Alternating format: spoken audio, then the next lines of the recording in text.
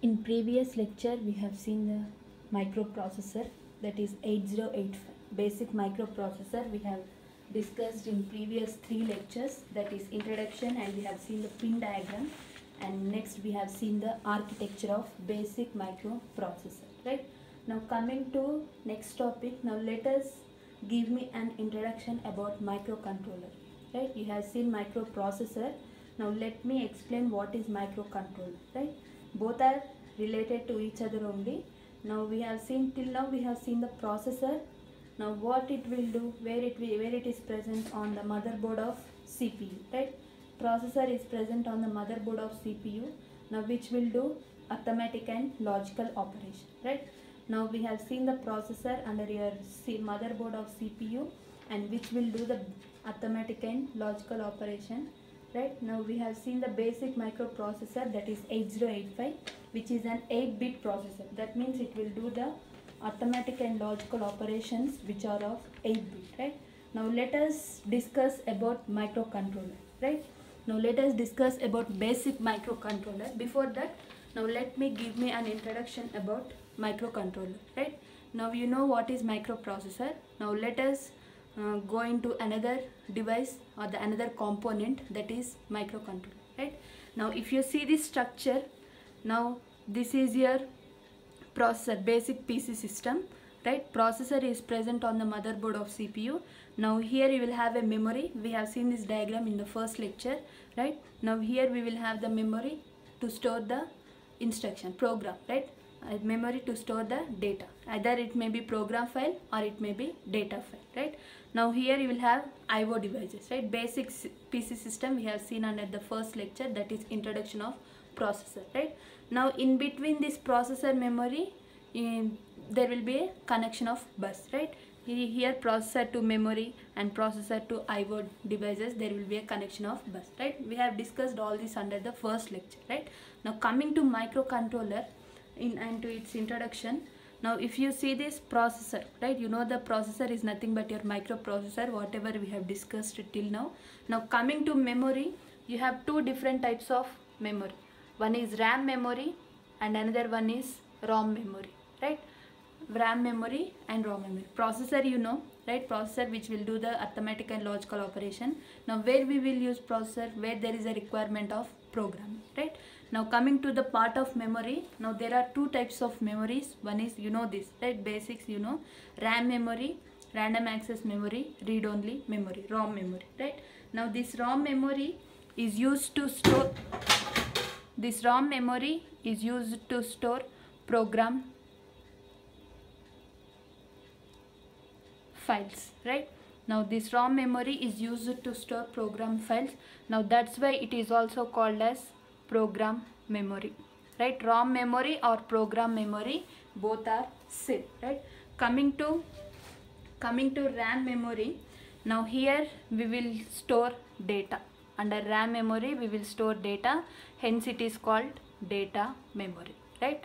Now memory is used to store either the program file or the data file, right? We have seen what is meant by the program file and what is meant by the data file. See, if you have a MS Office under your laptop, right, and if you use the MS Word document, that is nothing but the program file. Whatever the data that user is giving, that is nothing but data file. Either you can store program file or the data file under your memory, right? Now the data memory is stored under your RAM memory.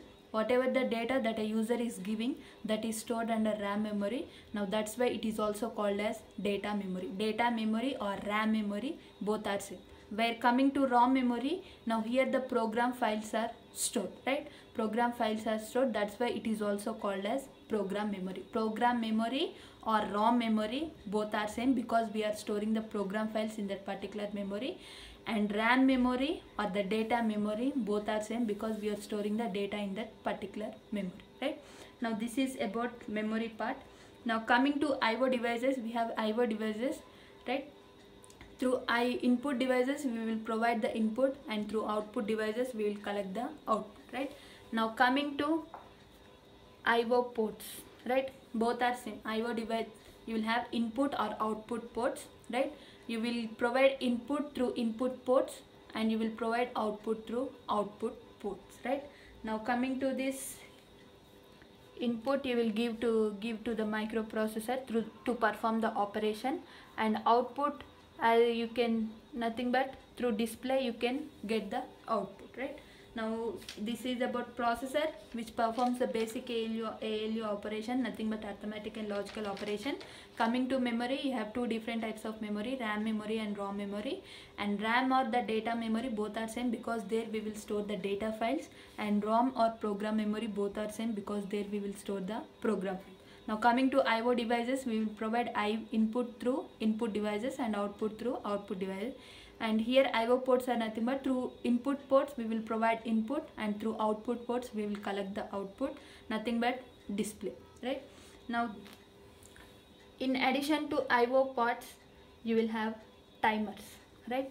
In addition to IO ports, right? In addition to IO ports there is one more extra chip connected to it, nothing but the timer, right?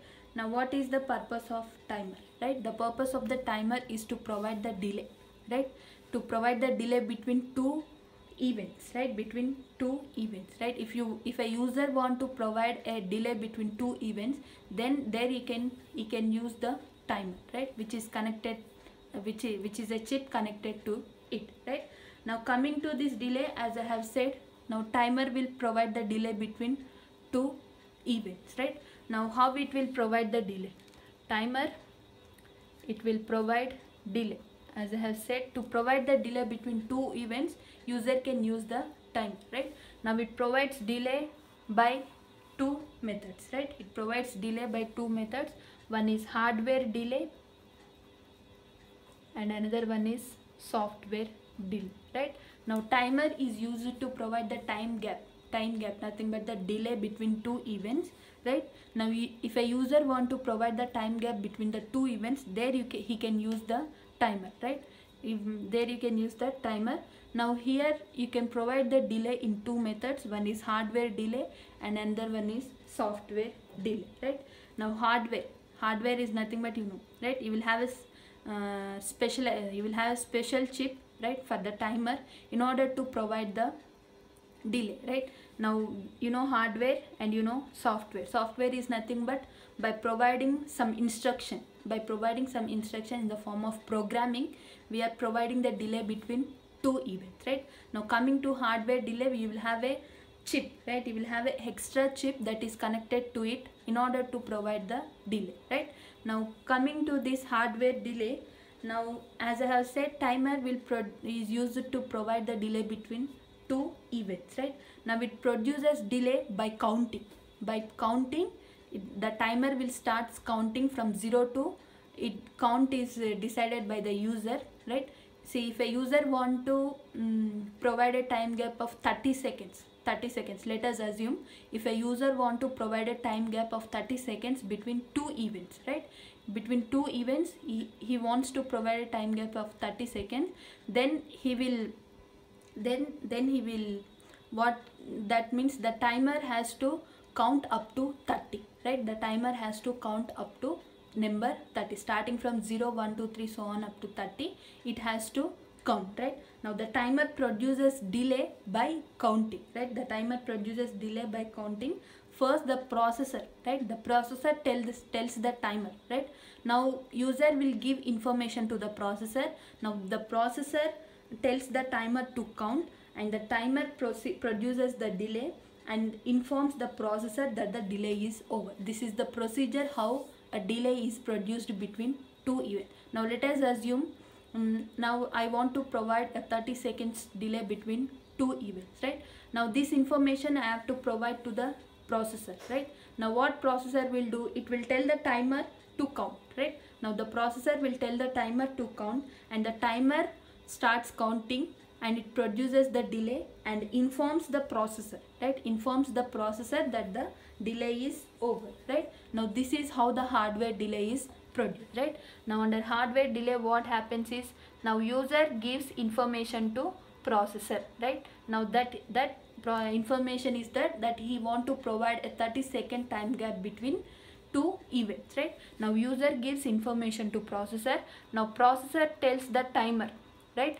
Now this timer is an extra chip connected to it. since it is an hardware device, that's why it is called, through hardware component we are providing the delay. Now that's why it is called hardware delay, right? Now user gives the information to the processor that he want to provide a time gap of 30 seconds between two events.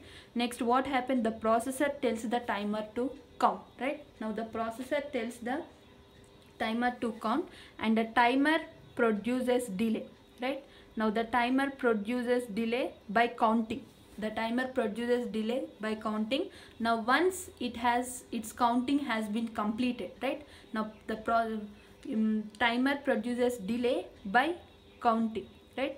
By counting up to 30, because user want only a time gap of 30 seconds between two events, right? Now user gives the information to the processor that he want a time gap of 30 seconds between two events. Next, what happens? Processor tells the timer to count, and now what timer will do? Timer produces delay by counting up to 30 seconds. Starting from 0 to 30 seconds, it will count and it produces delay. Now once the counting has been completed, now it informs to processor. After completion of number 30, it informs to processor that the delay is over. Informs that delay is over, right? Now this is how the hardware delay is produced, right? Now user gives the information to the processor that he want a time gap of 30 seconds between two events. Now the processor tells the timer to count, and the timer produces a delay by counting up to, depending on the user requirement, it produces delay by counting. Once the counting has been completed, now it informs to the processor that the delay is completed, right? Now this is how the hardware delay is produced. Why we are calling it as hardware? Because timer is an extra chip connected to it. Since it is an hardware component through which we are providing the delay, that's why it is called hardware delay, right? Now coming to software delay, now here we can use loop programming. As I have said, software, by giving some instruction in the type of programming, in the form of programming, we are providing the software delay. Now here I can use for loop, right? For I equals to 0 or 1, depending on the user. For I equals to 0, increment I plus plus and I equals to some 30 seconds or 40 seconds, right? Now that loops continues, right? Now the loop continues, right? This is how the software delay is produced. Software delay is produced by loop programming, right? By loop programming, you can use for loop. For I equals to 1, I plus plus, and it continues, the loop continues for I equals to some 30 or 40, depending on the user requirement, right? Now this is how the timer works, right? The timer produces delay in the form of counting, right? It produces delay in the form of counting, and there are two types of methods to produce delay. One is hardware delay and another one is software delay. Hardware delay, we will have a timer which is an extra chip connected to it. Through that we are producing the delay, that's why it is called hardware delay. Now coming to software delay, we are using loop programming. In the form of set of instructions, we are providing delay, that's why it is called software delay. You can use for loop, I equals to 1, increment by 1, and I equals to some 30 or 40. That loop executes for that particular given data, right? Now this is about the timer, right? This is about the timer. Now among these two delays, which is preferred? We have two different types of delays, right, to produce between two events. You have hardware delay and software delay. Among these two delays, right, software delay is preferred, right, because it is an extra chip. Coming to hardware delay, it is an extra chip. For the software delay, we don't require any extra chip. You can give some set of instruction. Through that set of instruction, you can provide time gap between two events. That's why software delay is preferred, because of less complexity. Complexity is also less if you compare with hardware delay. And if you compare with hardware delay, here you require extra chip, but here we don't require any extra chip. That's why less cost, less complexity, and less power consumption also. You are providing extra chip and which consumes power. By consuming power only, that particular chip can execute the or provide the delay, but here we don't require less power of consumption, right? Among this software delay, hardware delay, software delay is preferred because of less cost, less complexity, and less power consumption, right? Less power consumption, right? Now coming to this, we have seen processor, RAM memory, ROM memory. RAM or data memory both are same because here we are storing the data. ROM memory or program memory both are same because here we are storing the program files.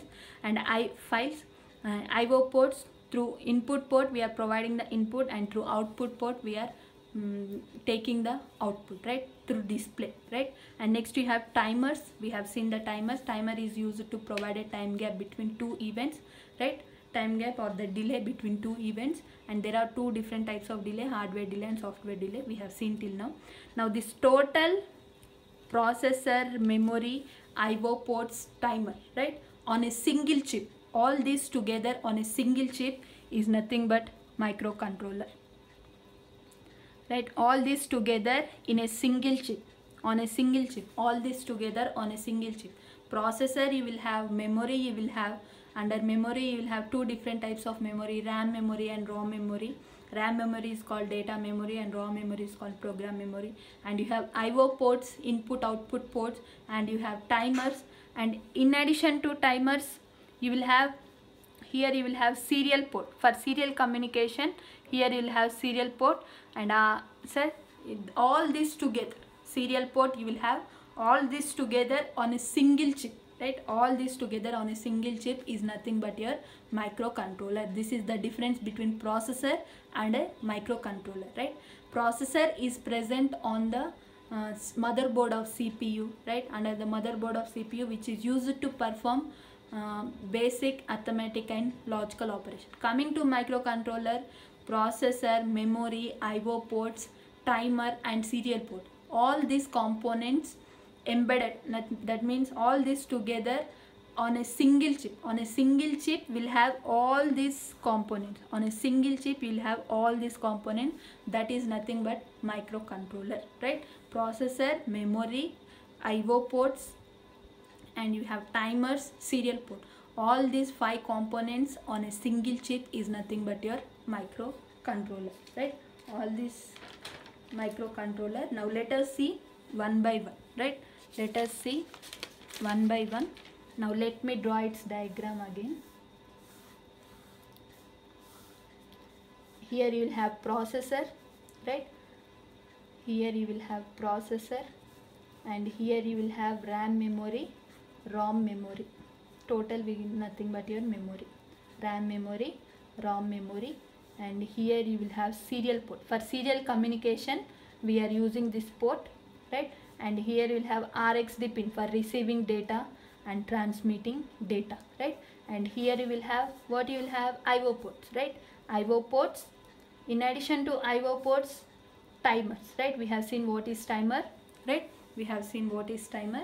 Now let us see one by one, right. Now coming to 8051, this total diagram, this total components on a single chip is nothing but microcontroller, right. Now coming to 8051 microcontroller, and this is an 8-bit microcontroller, right. 8051 microcontroller is an 8-bit microcontroller. Since it is an 8-bit microcontroller, processor has to be 8-bit. That means it has to perform 8-bit arithmetic and logical operation, right. Now coming to memory, we are having RAM memory and ROM memory, right. Now RAM memory for this particular 8051 is of 128 bytes, right, is of 128 bytes, and ROM memory is of 4 kilobytes, right. For this 8051 microcontroller, right, which is an 8-bit microcontroller, processor should be 8-bit. Coming to RAM memory, its memory storage is 128 bytes. Coming to, this is ROM. Coming to ROM memory, it is of 4 kilobytes, right. Now coming to serial port, it is used to transmit data serially, right. Transmit data, transmitting purpose and receiving purpose, we will use this 2 pins, right. Now coming to IO ports, now here 8051 has 4 IO ports. 4 IO ports are there, right. 8051 has 4 IO ports, that is port 0, port 1, port 2 and port 3. 8051 has 4 IO ports, port 0, port 1, port 2 and port 3. Now coming to timers, you have 2 timers for 8051, timer 0 and timer 1, and these two are 16-bit timers. These two are 16-bit timers, right. Now what is a microcontroller, right? What is a microcontroller? Processor, memory, serial port, IO ports, and timers, right? All these components embedded on a single chip, nothing but adding on together. Embedded means together, right? All these components, that is processor, memory, IO ports, serial ports, timers, all these components embedded on a single chip is nothing but microcontroller. Coming to 8051 microcontroller, basic microcontroller, which is an 8-bit microcontroller. Since it is an 8-bit microcontroller, processor should be of 8-bit, right? And RAM memory is of 128 bytes, ROM memory is of 4 kilobytes for this particular 8051 microcontroller, right? Now coming to serial port, in order to send the data serially and in order to receive the data serially, right? It supports serial communication. You know what is serial communication and what is parallel communication. See, if you are sending bit by bit, right? Now let us assume 100, right? 100 is the data that you want to send or the receive, right? Now first 0 will be sent, next 0 will be sent, next 0 will be sent, next 1 will be sent. If you are sending bit by bit, that is nothing but serial communication. If you are sending all these 4 bits at a time, all these 4 bits at a time using 4 different lines, right? 1 0 0 0, right? Here you will have a single line. Through single line you are sending the data one by one, and here you will have 4 different, depending on the data. Since you have 4 bits, 4 lines, right? Now this is nothing but parallel communication, right? Serial communication is nothing but sending the data bit by bit. Parallel communication is nothing but sending the data at a time, all at a time, right? Now coming to serial port, now 8051 microcontroller supports serial communication, right? Nothing but it will send or receive the data bit by bit, right? Receiving the data, transmitting the data, RxD and TXT, right? Now coming to IO ports, right? In order to provide the input or in order to take the output, we require IO ports, right? Now for this particular 8051 microcontroller, we have 4 different IO ports: port 0, port 1, port 2 and port 3, right? Port 0, port 1, port 2 and port 3, and all these 4 ports are 8-bit.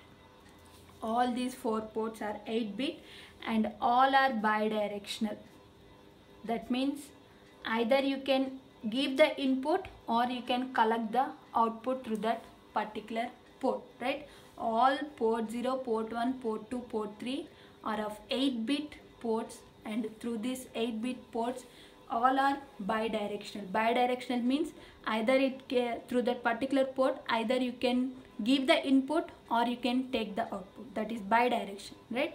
Now coming to timers, timer is used to provide the delay, right? Timer is used to provide the delay, right? Now we have 2 different timers, 16-bit timers, right? That is timer 0 and timer 1, right?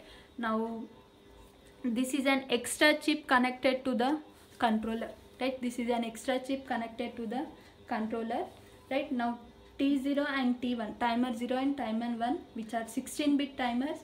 Now at a time we can provide 2 delays, right? At a time we can provide, timer 0 can be used for one purpose, that means 1 delay, and timer 1 is used for another delay in another requirement. Depending on the requirement, you can provide 2 delays using timer 0 and timer 1, right?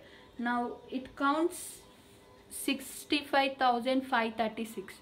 These are the counts. How timer will provide delay? By counting, right? Now 2 power, these are of 16-bit, 2 power 16 counts it can produce, right? 2 power 16 counts it can produce, right? Now these 4 IO ports, right? Since these are bidirectional, right? At a time you can give the input in 8, right? At a time you can collect the output in the form of 8 bits, right? Now this is about a basic 8051 introduction to your 8051 microcontroller. Processor, you have all processor, memory, serial port and IO ports and timer, right? Now IO ports, time, processor, memory, timers, serial port, and another one is IO ports, right? all these components together on a single chip, embedded on a single chip, we call it as microcontroller, right? Now coming to 8051 microcontroller, which is an 8-bit microcontroller, right? Since it is an 8-bit, processor has to be 8-bit. Coming to memory, we have two different types of memory, program memory and data memory, right? Now RAM is nothing but, what is RAM? What is mean by the RAM? RAM is nothing but data memory, and here it is of storage of 128 bytes, right? Now ROM memory, its storage is 4 kilobytes, right? Now serial port communication, right? You can send the data only bit by bit, right? You can send the data or you can receive the data only bit by bit, right? Coming to IO ports, here 8051 contains 4 IO ports, port 0, port 1, port 2 and port 3, right? Now all these 4 ports are bidirectional. Bidirectional meaning is that you can give the input through that ports or you can collect the output through that ports. Bidirectional, two-way, right? Either you can provide the input or you can collect the output. Bidirectional, right? Now all these port 0, port 1, port 2 are of 8 bits, right? That means port 0, you have 8 lines which carries 8 bit, and port 1 you have 8, and port 2 you have 8, and port 3 you have 8, right? All these 4 ports are of 8 bit and these are bidirectional, that is either you can provide the input through that ports or you can collect the output, right? Now coming to timers, right? Now timer is used to provide the delay between two events, right? Two events, it produces delay by counting, right? Now for your particular 8051 we have two timers, timer 0 and timer 1. These are of 16 bit, right? These are of 16 bit. Now 2 power, since it is of 16 bit, 2 power 16 counts, it can count, right? 2 power 16 counts, it can count, right? Now serial communication is nothing but sending bit by bit. Parallel communication is nothing but sending data all at a time, right? Now this is about the introduction of 8051. In next lecture we will see the pin diagram of 8051.